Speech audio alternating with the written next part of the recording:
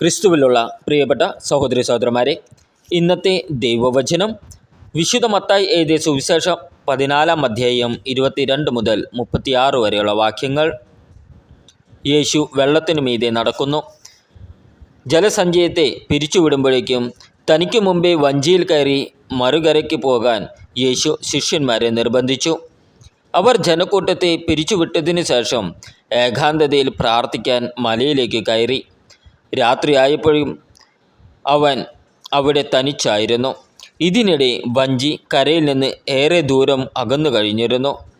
കാറ്റ് പ്രതികൂലമായിരുന്നതിനാൽ തിരമാലകളിൽപ്പെട്ട് അത് വല്ലാതെ ഉലഞ്ഞു. രാത്രിയുടെ 4-ാം യാമത്തിൽ യേശു കടലിന്മീതെ നടന്ന് അവരുടെ അടുത്തേക്ക് ചെന്നു.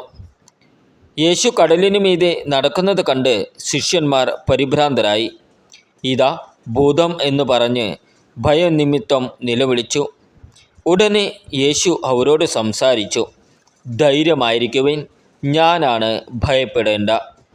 പത്രോസ് അവനോട് പറഞ്ഞു, കർത്താവേ, അങ്ങാണെങ്കിൽ ഞാൻ ജലത്തിനു മീതെ കൂടി അങ്ങയുടെ അടുത്തേക്ക് വരാൻ കൽപ്പിക്കുക. വരൂ, യേശു പറഞ്ഞു. പത്രോസ് വഞ്ചിയിൽ നിന്നിറങ്ങി വെള്ളത്തിന് മുകളിലൂടെ യേശുവിൻ്റെ അടുത്തേക്ക് നടന്നു ചെന്നു. എന്നാൽ കാറ്റ് ആഞ്ഞടിക്കുന്നത് കൊണ്ട് അവൻ ഭയന്നു. ജലത്തിൽ മുങ്ങി താഴാൻ തുടങ്ങിയപ്പോൾ അവൻ നിലവിളിച്ചു പറഞ്ഞു, കർത്താവേ, രക്ഷിക്കണമേ. ഉടനെ യേശു കൈനീട്ടി അവനെ പിടിച്ചുകൊണ്ട് പറഞ്ഞു, അല്പവിശ്വാസി, നീ സംശയിച്ചതെന്ത്? അവർ വഞ്ചിയിൽ കയറിയപ്പോൾ കാറ്റ് ശമിച്ചു. വഞ്ചിയിലുണ്ടായിരുന്നവർ യേശുവിനെ ആരാധിച്ചുകൊണ്ട്, സത്യമായും നീ ദൈവപുത്രനാണ് എന്ന് പറഞ്ഞു. അവർ കടൽ കടന്ന് ഗനേസരത്തിലെത്തി. അവിടുത്തെ ജനങ്ങൾ യേശുവിനെ തിരിച്ചറിഞ്ഞ് ചുറ്റുമുള്ള നാട്ടിലെല്ലാം ആളയച്ച് സകല രോഗികളെയും അവൻ്റെ അടുത്ത് കൊണ്ടുവന്നു. യേശുവിൻ്റെ വസ്ത്രത്തിൻ്റെ വിളുമ്പിൽ ഒന്ന് തൊടാനെങ്കിലും അനുവദിക്കണമെന്ന് അവർ അവനോട് അപേക്ഷിച്ചു. സ്പർശിച്ചവരെല്ലാം സുഖം പ്രാപിക്കുകയും ചെയ്തു. നമ്മുടെ കർത്താവായ ഈശോമിശിഹായ്ക്ക് സ്തുതി. ക്രിസ്തുവിലുള്ള പ്രിയപ്പെട്ട സഹോദരി സഹോദരന്മാരെ, ഇന്നത്തെ ദൈവവചനം വിശുദ്ധ മത്തായി എഴുതിയ സുവിശേഷം 14 അധ്യായം 22 മുതൽ 36 വരെയുള്ള വാക്യങ്ങൾ. യേശു വെള്ളത്തിനു മീതെ നടക്കുന്നു.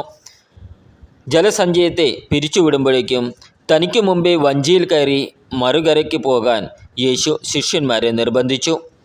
അവർ ജനക്കൂട്ടത്തെ പിരിച്ചുവിട്ടതിനു ശേഷം ഏകാന്തതയിൽ പ്രാർത്ഥിക്കാൻ മലയിലേക്ക് കയറി.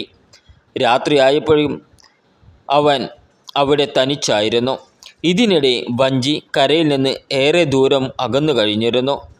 കാറ്റ് പ്രതികൂലമായിരുന്നതിനാൽ തിരമാലകളിൽപ്പെട്ട് അത് വല്ലാതെ ഉലഞ്ഞു. രാത്രിയുടെ 4-ാം യാമത്തിൽ യേശു കടലിന്മീതെ നടന്ന് അവരുടെ അടുത്തേക്ക് ചെന്നു. യേശു കടലിനു മീതെ നടക്കുന്നത് കണ്ട് ശിഷ്യന്മാർ പരിഭ്രാന്തരായി. ഇതാ ഭൂതം എന്ന് പറഞ്ഞ് ഭയം നിമിത്തം നിലവിളിച്ചു. ഉടനെ യേശു അവരോട് സംസാരിച്ചു. ധൈര്യമായിരിക്കുവിൻ, ഞാനാണ്, ഭയപ്പെടേണ്ട. പത്രോസ് അവനോട് പറഞ്ഞു, കർത്താവേ, അങ്ങാണെങ്കിൽ ഞാൻ ജലത്തിനു മീതെ കൂടി അങ്ങയുടെ അടുത്തേക്ക് വരാൻ കൽപ്പിക്കുക. വരൂ, യേശു പറഞ്ഞു. പത്രോസ് വഞ്ചിയിൽ നിന്നിറങ്ങി വെള്ളത്തിന് മുകളിലൂടെ യേശുവിൻ്റെ അടുത്തേക്ക് നടന്നു ചെന്നു. എന്നാൽ കാറ്റ് ആഞ്ഞടിക്കുന്നത് കൊണ്ട് അവൻ ഭയന്നു. ജലത്തിൽ മുങ്ങി താഴാൻ തുടങ്ങിയപ്പോൾ അവൻ നിലവിളിച്ചു പറഞ്ഞു, കർത്താവേ, രക്ഷിക്കണമേ. ഉടനെ യേശു കൈനീട്ടി അവനെ പിടിച്ചുകൊണ്ട് പറഞ്ഞു, അല്പവിശ്വാസി, നീ സംശയിച്ചതെന്ത്?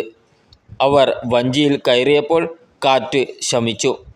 വഞ്ചിയിലുണ്ടായിരുന്നവർ യേശുവിനെ ആരാധിച്ചുകൊണ്ട്, സത്യമായും നീ ദൈവപുത്രനാണ് എന്ന് പറഞ്ഞു.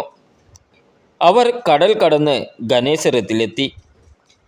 അവിടുത്തെ ജനങ്ങൾ യേശുവിനെ തിരിച്ചറിഞ്ഞ് ചുറ്റുമുള്ള നാട്ടിലെല്ലാം ആളയച്ച് സകല രോഗികളെയും അവൻ്റെ അടുത്ത് കൊണ്ടുവന്നു.